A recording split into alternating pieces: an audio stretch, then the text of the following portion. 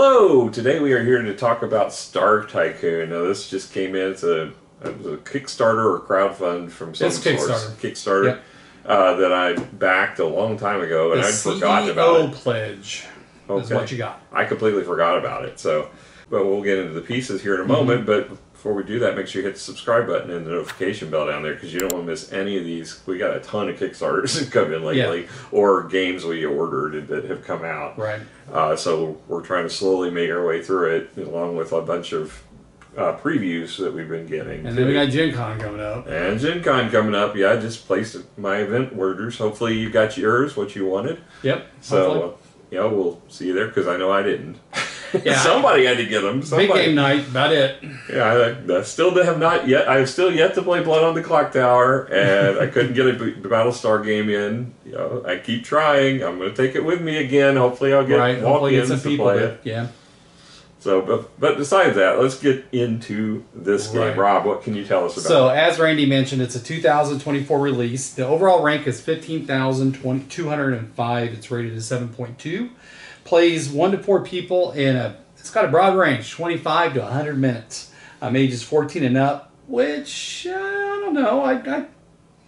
I think somebody a little bit younger than 14. I didn't think it was that complicated of a game. Yeah, I think the rules made it a little more There's elements tough, to it, but I think if you know it, you can teach it to somebody. Yeah, the game itself is pretty easy, and it's the iconography, and the iconography is not that It's all pretty self-explanatory. Most of it, yeah. So, yeah, I think someone younger than 14 could pick it up. It's designed by Peter Sanderson and Alkira Sanderson. Sorry if I butchered that. Art by Michael Dickinson. Published by Warp Core Games. MSRP is for $45 for retail. It's already available for pre-order at Miniature Market. That's the only website I can find it on right now for pre-order. But Card House has also got it up for $36 pre-order. So sorry, there's two. That's the only two I can find. But so you just say the only one? And yeah. So all right, I messed up. But there's two pre-orders that I found: Miniature Market and Card House. But they're both $36. But only those two. That I can find. If there's others, unless you find the next one. Yeah, that's true.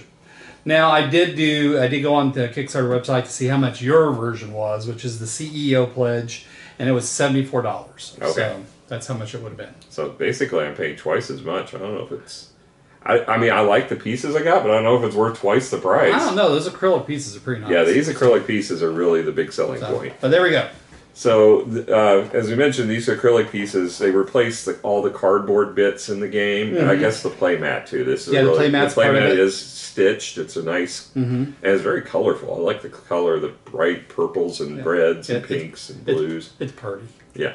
But these acrylic tiles just feel good. Super cool. Yeah, they come in a nice little storage container with, it seals tightly. And they've all got supposedly got like little things to peel off. It said to peel them off. I'm like, no, I'm just not going to sit there and peel. Yeah, but it's probably that plastic layer to protect it. So. Yeah, so if they come off, they come off. But I'm not going to sit there and peel them off. But yeah, this is really nice, and it all fits in this little box except for the playmat, which it comes in. They have a little mat tubes, that put it in.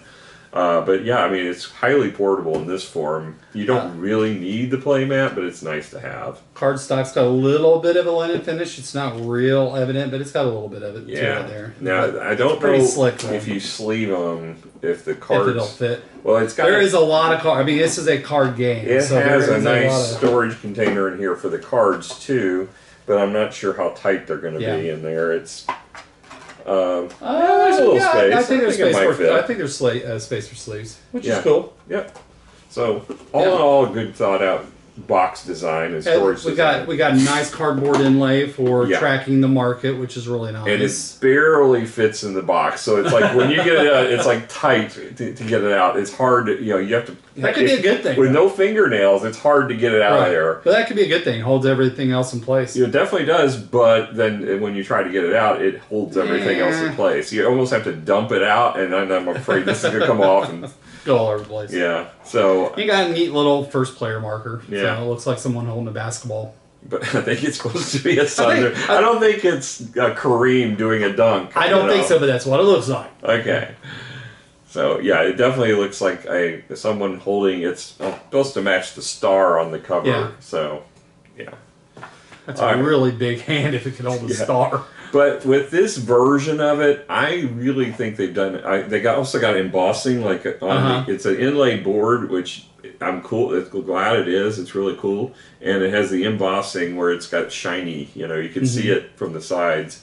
It's if you're playing on a table, the only thing is the icons on the cards are tiny, so you're and the decks are in the way if you're looking from the side. I was looking at it, so it was hard to see what icons there were. With our color of the light shining in, it was a little bit harder. Particularly the blues and the greens were really tough for me to tell. They're washed out. But all in all, I think they've done an outstanding job for the little box. But the price point's the sticker. It's like $74 is like twice the price of what you can get it. And for retail. Yeah, I mean, yes, you're getting the playmat and you're getting the acrylic tiles. That's really what you're getting. And maybe this first player marker. I don't know. I'll go ahead. In this version, I'm going to give it probably an 8.5. I probably would give it higher if the price were a little more reasonable compared to the retail. Yeah, I agree with the 8.5 overall score, but I mean, I think the price point, but just really today's economy, it just kind of makes sense. I mean, games are just getting to be more expensive, and the higher quality pieces, it's not cheap to make anymore. So I could see it. So yeah, it's pricey, but it makes sense. I didn't feel like it was like price gouging in my opinion. So, well, I mean, but 8.5 I think is a good score. 74 sounds like more of a medium to medium heavy game as opposed to this is really a light to medium game. For sure, but I mean 5 years ago, yeah, I would have said $75 would be outrageous for this game, but today, I don't know. All right, so moving on to the theme. So the theme is you are running a space business. Yep. A Star Tycoon in that business. That's why they call it that. You're trying to basically acquire new planets to build your business upon. You're building various business offices, and you're making partnership deals with different companies that apparently there's only 6 major contractors out there, so you buy from them. And they give you a ton of event cards. That's one of the things. We did think that was a little odd. Because you're only going to play through 3 of these per game. So I don't mind it. I like have a lot of variety, but it would think that maybe they could have produced something else as far as make it a little bit more variable versus the events. Well, they did have a promo pack that added some cards into the planets too, but there was a lot of event cards in that promo too. So.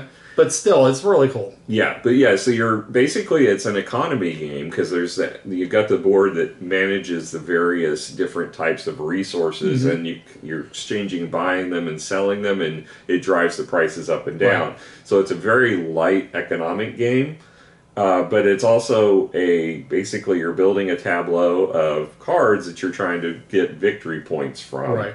So there's a lot of different mechanics going on in this game, but it's super simple to learn. So I think this is as far as economic games go, I don't like them as super heavy as like Miranda does. She likes City of Broad Shoulders. I love as a business running game. I don't care for the stock purchasing aspects of it. This one doesn't really have stock purchasing. It's just got the economy market board, but it's still it's actually very useful in this game. So I think the theme, the art on like I said, the player mat is beautiful. The cards are mostly all distinct, if not all distinct, as far as the different planets. They look beautiful. I love the solar array. That's pretty. I think. But yeah, the businesses all look different, and I like mine. I had each of us has your own private corporation that you're running that gives you a special ability. Yep. And mine was allowed. The ability of mine was that I could move my things. Normally, when you build a development, it's stuck on that planet. I could actually move mine about once per turn, and I had rockets on all my buildings on my art on my card. So I thought that was really clever. I think they've done an outstanding job translating the mechanics with the theme, and the art is beautiful.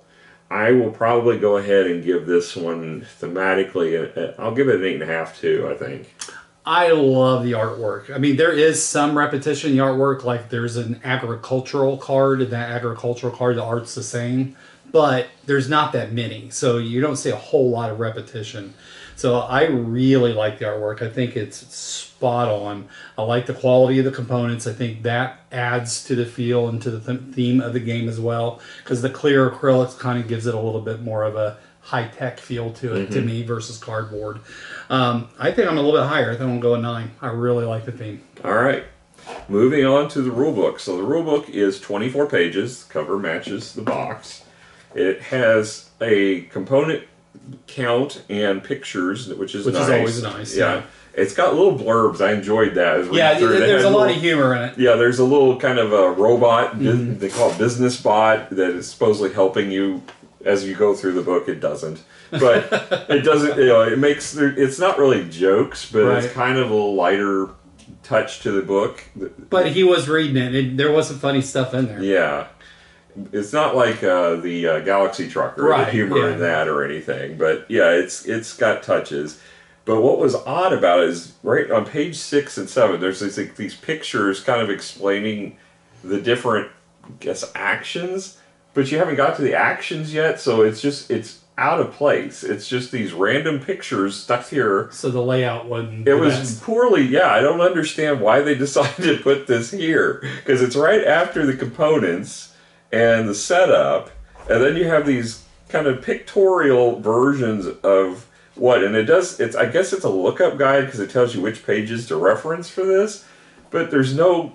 But it would make sense to be after the explanations. Yeah, it'd be good as a reference after, or then you could go put back these pictures in each section that goes along with what you're explaining.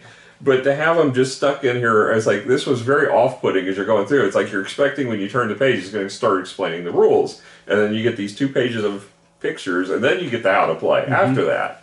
So the pictures, unless you're going to keep flipping back and referencing it, it's kind of irrelevant. Then you've got the different actions you take. Those were pretty well done. There were a few questions we had on some of the different abilities in the game. I think that needed a little clarification. One in particular, we had a wild resource come up, and since you're trying to get goals of putting ships or your developments on various planets to trigger planet abilities, if you put a wild down, we didn't know if that counted as one of the production. And we assumed it did, because it just makes sense. So, because it can generate any kind of resource, but, in, like, Terraforming Mars, question mark abilities trigger for every kind of icon, basically. I didn't even do that, because I didn't count it, like, for a different type of resource, but I counted it as the one I needed for that planet. And that makes sense to me. So yeah, but there was no explanation for that in here, and there were a few other points we ran into like that we just made assumptions because there's not enough information online that I could find on yeah, but I don't think any of them was like game breaking enough to where we thought that it kind of would detract from the game. Yeah, no, it definitely, and then there was a few things I got off. I wasted some turns and stuff because I was misunderstanding how the cards worked. But I think that was me being an idiot. So the rulebook does a pretty good job with everything, and it goes through and explains. They've got references for all of the event cards in here, supposedly, which is always good. Yeah, and they got a little side kind of sheet for all the promos that you've got. That's good. So I always like to see when they do that. They have the bonus point tiles. That's something I would like to see more options for. They gave us 3 tiles, and they're 2-sided, so you have to choose one randomly and then flip it to get to the... Got it. So, that I didn't care for so much. And then the turn example, once you get reading through it, it's very simple. Yeah. The cheat sheet, they do have a cheat sheet card that has all the different actions you can take. And it did help initially. Yeah. Because it just reminds you what actions are available. But after you get playing, you won't need it. You won't need it. No.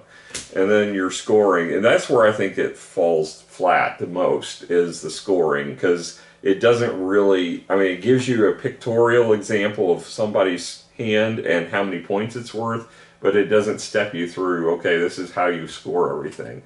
It's fairly self-explanatory. It's not that big of a deal, but it would have been nice for having an example of, okay, this is how everything scores out. And you start with scoring your planets and then this and that. More of a listed how to score versus just, here's all the ways to score. There's a solo mode page, 1-pager. I doubt this is a very in-depth solo game.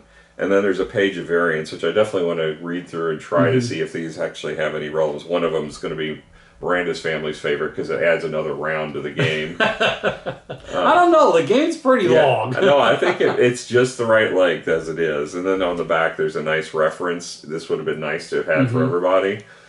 But yeah, I think all in all, the rulebook does a pretty good job. I will give this rulebook, I'll give it an 8. I think, it's just sounds good. The few little oddities. All right, then. So, how do we play? play? Yeah, how do we play? All right, so you're going to start the game out. You're going to get dealt you get 3. Yeah, you get 3 different cards you start 3 with. different business to choose from. So, like, I got Farble Securities, which I thought was... The other 2 I didn't think were that good. So that's the reason why I selected this one. So I definitely felt more like a power difference between those cards. I think some are definitely better than others.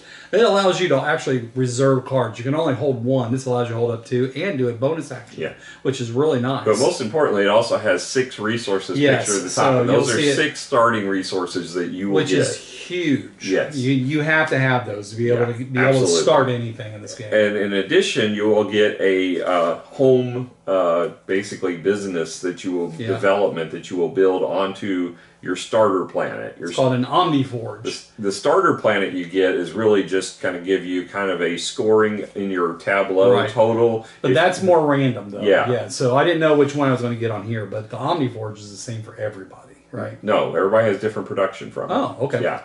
So everybody's going to get an OmniForge, and it's going to also have a number on it based on player count.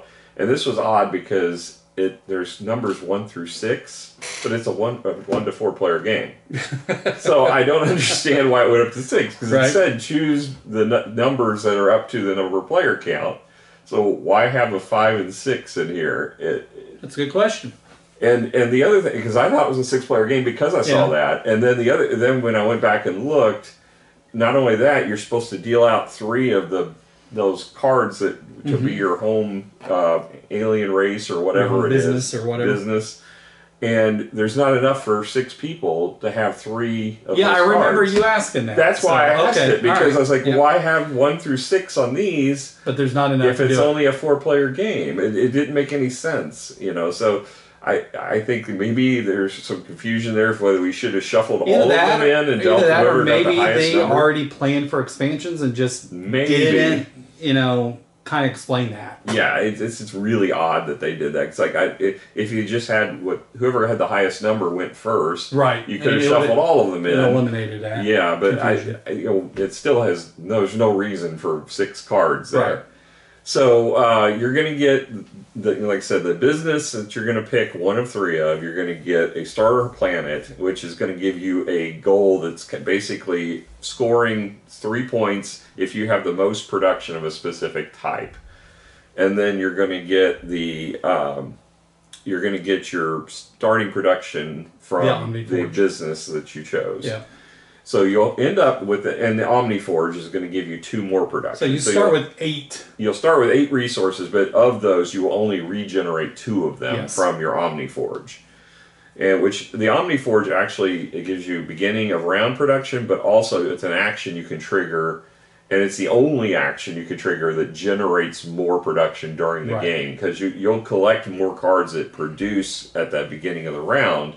But you don't get that until you won't get that until the next round. Right. So this one you can trigger as many times as you have actions. Up to 3 times. So in the game you're going to have, there's total of 4 rounds. Each round is divided into 3 turns, and each turn is, you get 3 actions on your turn. So you could trigger the same action multiple times. So if you wanted to trigger OmniForge 3 times, you could. The only problem is at the end of your turn you have to discard down to 7 resources, so you probably wouldn't do that. There are times I think I did 2, and then I sold resources with it. So but you're only getting netting 2 resources. Right. There's definitely better things you can do with the market to get more resources. So on your turn, the different actions you can take. You can purchase a card. So you have planets. You have levels 1, 2, and 3 developments. And you have these handshake deals, basically, that you can negotiate. Those are the different actions you can choose from. And of course, the market. You can buy and sell on the market. So if but the purchasing is really the different cards over here and the handshake deals. So when you purchase, you're going to buy a card based upon the cost, which is on the left side of the card, and some of them get pretty pricey. Yeah, so like you'll see it over here on the left hand side, and it's just icon based. So if you through your production phases, if you got the right icons, then you can buy the card. It's very reminiscent of Splendor. It really is. Other than that whole aspect of the discount, that's really the only thing. Yeah, there's no discounting in this, but there's 3 tiers of cards. Just like in Splendor, you have the option, if you don't have the resources, you can reserve a card. Yep. So you can take an action to take a card and put it in your hand. Now, you can only have 1 in this game as opposed to Splendor, which allows you to have, what, 2? 3. 3, okay. So, basically you're holding a card back, which unfortunately Adam did to my detriment. Yes. Like, everybody was hate drafting or hate picking cards that were going to hurt me, keep me from scoring. Although Adam, to his credit, actually did need the card, whereas you didn't. I didn't. So, so generally you're going to be buying them though. That's the most common thing.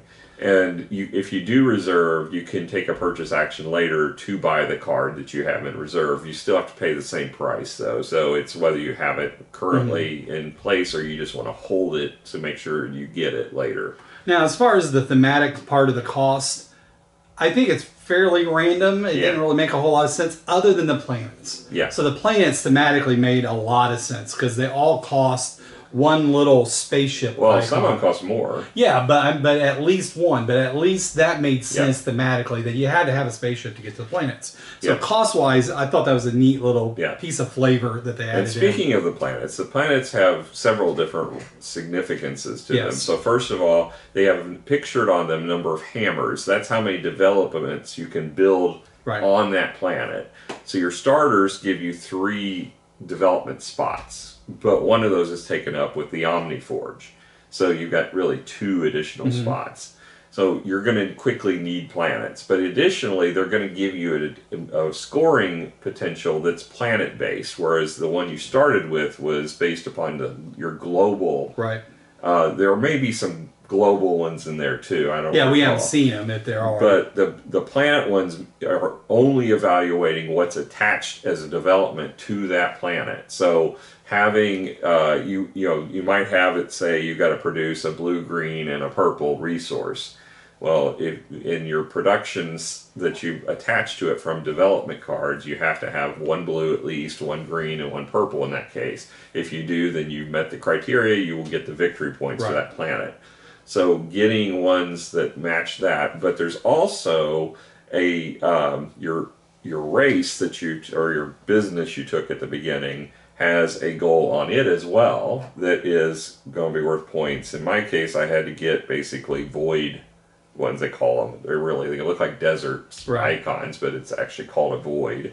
And mine was a specific system, so it's because every planet is in a system. Yeah. So you got the type of planet, but then you got the system that it's in. Yeah. So mine was a very specific system, and we never saw either one of us. We never saw them back. At the end of the game, you got one. No, at the end of the game, I found my second one, and that was it. And then Adam looked through the deck, and then there was like 4 or 5 all stuck together. So, and Adam was the only one that actually had different icons, and he still didn't manage to pull it off. Yeah, none of us pulled that off. So it was, his was probably the easiest because we kept seeing other types, random types, but we could not get 3 of the same type to come up. So having the planets is, it's nice for multiple reasons, and you're gonna absolutely need them as you grow. Because you have to produce, and the only way to produce is having planets. Yeah, well, they have developments attached to planets. But you have to have the planets so you have something attached to. So, and the developments, there's different varieties of those. So you have some that are just pure victory points. You have some that are set collection victory points, where you're trying to get like towers that generate. We got like solar arrays and satellites and. Yeah, so you have those. Then you have ones that are production ones, and you have 2. Basically your level 1s and level 2s are where you're going to find most of your production. Right.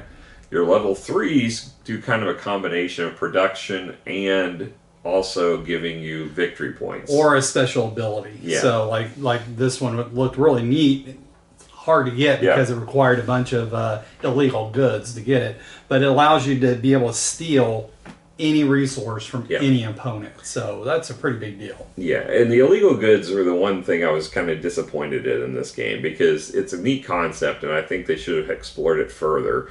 Because basically, if you get the illegal goods, there's some cards that have alternate costs on them, where instead of paying like the massive amount of resources, you can just pay one illegal good and just buy the card. Right.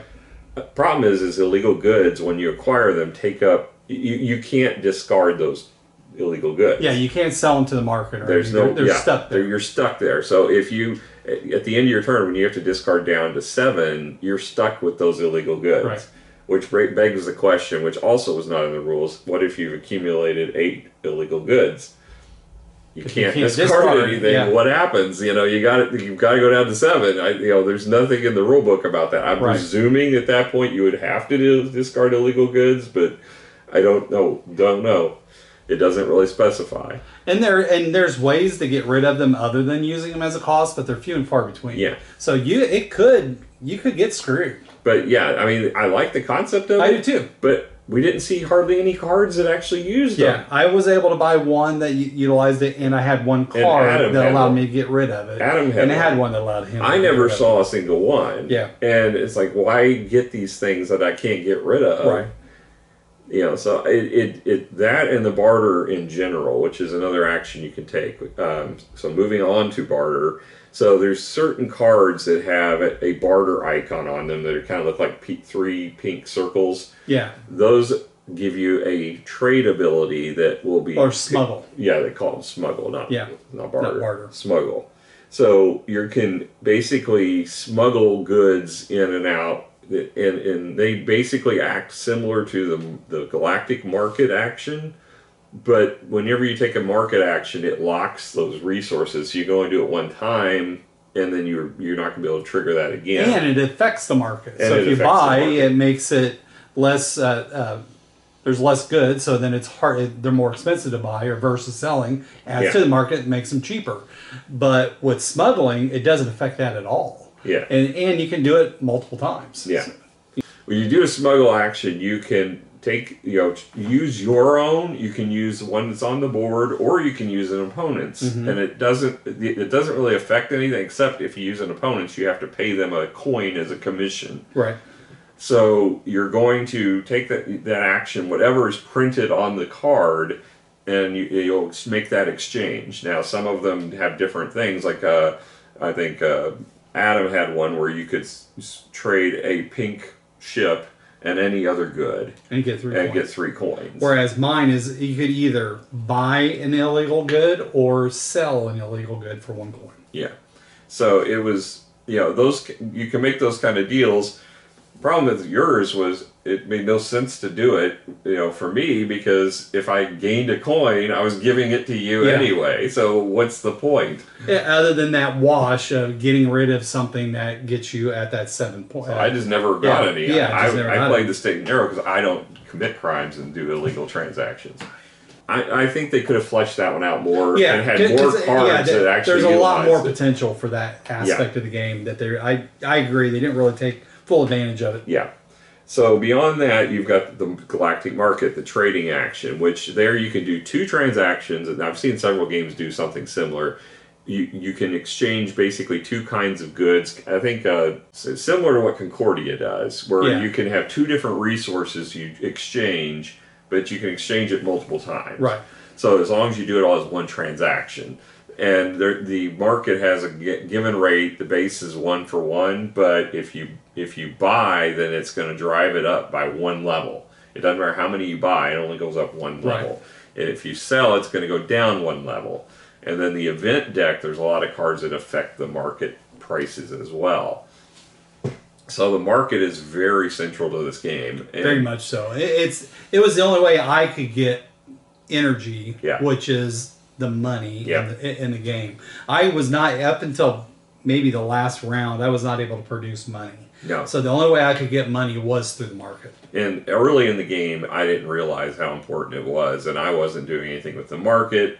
and I was running into stumbling blocks. And finally, I took a loan out, and that that's something as a free action you can do. You can take a loan, you'll get 5 coin, but you have to pay an interest on it every round, or else you're going to lose your production from the Omni. From the OmniForge, and then if you don't sell it all or pay it back by the end of the game, you lose 5 victory points. Yeah, so getting that, if you do take a loan, ideally pay it off by the end of the round. As soon as you can. Yeah, because that's what I did two times. I managed to take a loan, pay it off before the round was over, and that helped me tremendously, because once I did that, then I could take advantage of the market, and I could buy things that are discounted and get lots of icons and so on.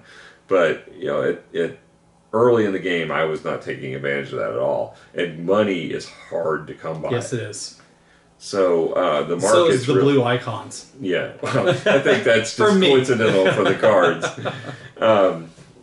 So then you have the refresh action. This is very similar to most games, where if you don't like any of the cards, you can spend an action to just wipe the row. Right. There's no cost to do it other than the action. And it has to be a full row. So if you already bought a card, you can't refresh that row. Yeah. But spending an action is a pretty big cost. It really is. Yeah, even though you get 3 per round and there's multiple rounds in the game, it still hurts when you have to give up. It does. And I did it a lot because I was looking for that specific type of planet system and could not find them. Yeah, I wonder how many victory points you sacrificed trying to complete that. I know. I just gave up on it. I'm like, screw it. And I should have, because I could have used those. I mean, I did it at least 3 times, and that's 3 different actions. I could have done something else. So that's really the actions you have to choose from: purchase, trade, the OmniForge triggering, the reserve a card, and the smuggle, and then the refresh, and then as a free action, the loan. And you're going to do some combination of those 3 times per turn, and 3 turns per round. So for 4 total rounds. So you basically got 3 times 3 times 4, 36 actions during the course of the game.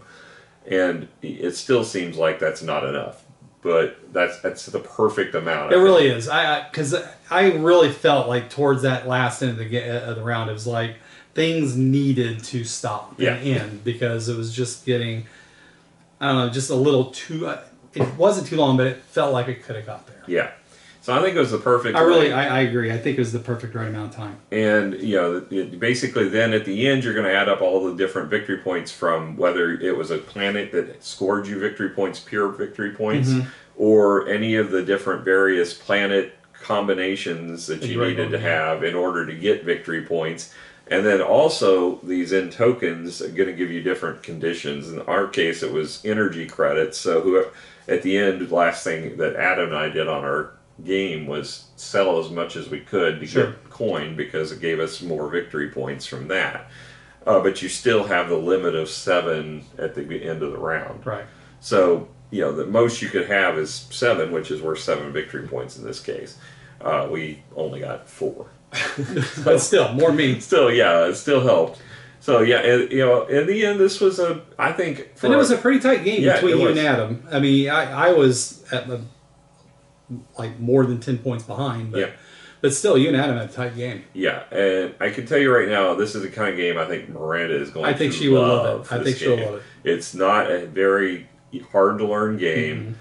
It's got the economic aspects to it. It's got the victory point, multiple ways to score them. I mean, it can be a little attacky because you got a steal element. So when you build a planet, it's got some planets have a special ability that you immediately do once you settle the planet, and a lot of them was stealing. Well, when the planets, the developments. I thought it was the planets. No, it was the developments. But either way, you still have that stealing element. And so, I mean, we tried to be as fair as we could. Well, mainly Adam, because he's the one that built most of those that was still being stolen. But I think that she might get a little upset at that. But other than that, this is right up her alley. Yeah, I think it's just got enough meat to it to make it interesting. The market is well implemented into it. I like the fact that your planets have different limitations as far as what you can build on them, and you're trying to get the exact right combinations to get your points on them. And the tension of whether those cards are even going to be available or not. Yeah. And then still the ability to mitigate it a little bit by wiping the rows. So yeah, and oh, we didn't really talk about the making the arrangements with the trade or the different businesses partnerships. Yeah, so these are just like the different deals you can make with or buying the developments, I should say, but these have a cost always of 4 potions. These when you get one, you want to look for businesses. You've got the developments that have matching icons. Or if you're Rob, you want to look at the ones that I have lots of them on and buy that one before I can. Because I had even completely forgotten about that. And yeah, he snagged it. And I'm like, oh, he's going to get a bunch of points. And then I noticed he didn't have any of them. Well, I was trying to get to that, but there was one icon on the type it needed that I never could get enough of, and I just wasn't able to do it. But, yeah. I mean, yes, I initially got it because I saw he had at least 4, which would have got him some points. But I was like, I can get some points on this if I'm lucky enough to be able to get the right icon. I just never did. So it wasn't 100% mean like he's making it sound like. It was pretty mean. Now, Adam, on the other hand, like Adam and I had like polar opposite strategies. He was going for those towers that you set collect, and he was going for, basically he had that, and he had maximized his points for that development type. So he managed to get the full points for it, whereas I was getting 1 or 2 points. I think I got 1 for 2 different types. I think most of yours was just completing your planets. Yeah, wasn't it? I had several of my planets I completed. I was able to get several of the high cost victory point ones, and just the combination of that, and basically I had having that ability to move things around that helped out a lot. Yeah. So that was a really, I think, a good choice of mine between the 3 that I had. So, which that does concern me a little bit that the abilities are a little different. Well, like I said, the other 2 were nowhere near as good as the one I drew. Yeah. So. I mean, the fact that you have 3 to choose from is nice. It's very Terraform Mars-esque, if you're playing Prelude. But still, it seems, some of them I don't know if I'd ever pick, compared. That's what, the one concern. Either that, or maybe it's they're kind of also like Terraforming Mars, where you can make it more challenging for you if you're teaching other people to make it a little bit easier for them. But as far as the gameplay, I really enjoyed this game. Yeah, it's a fun game. I was surprised at how much I enjoyed it. Yeah, I wasn't sure how much I was going to like it because I've forgotten completely the fact that I backed it. And I was like, this came in. But then when I saw these, I was like, okay, now I see why I backed it. It was I got sucked in by the pieces. Yeah, the piece snob here. But then it turned out to be a good game too. Yeah. So I'm probably going to go ahead and give this one an 8, I think, at this point. Yeah, I think 8's a good solid score. I think what really holds it up is thematically, the card art is really nice, and just overall gameplay was a lot of fun. Yeah. So that's our thoughts on Star Tycoon. So if you actually backed it, this is probably going to be a rare one. I don't think it's going to be something you're going to see a lot out in the stores. So if you get a chance to pick it up, go ahead. You might want to especially right now because it is available for pre-order. Well, pre-order. So, but it is at least going to be available for some time, at least via that way. But who knows how long? But it's not from a major business company, right? It's from it's Warp Core. I've never heard of them, so this may be their first project. I'm not sure, but it's definitely a company I'm going to keep my eyes on because did a good job. Yeah, nicely done. This is it's a beautiful game and it's fun. Sure. So, all right, well, that's our thoughts on Star Tycoon. Yep. If you happen to be a tycoon, or if you've been to the stars, let us know. Or if you've done both. Yeah. If you happen to raise a business on the stars, I sincerely doubt you're being honest if you do, but you can share it with us maybe anyway. You're Elon Musk or something. Exactly. All right. So until next time, you keep shooting for the stars, and we'll keep playing. All right. Bye. Bye.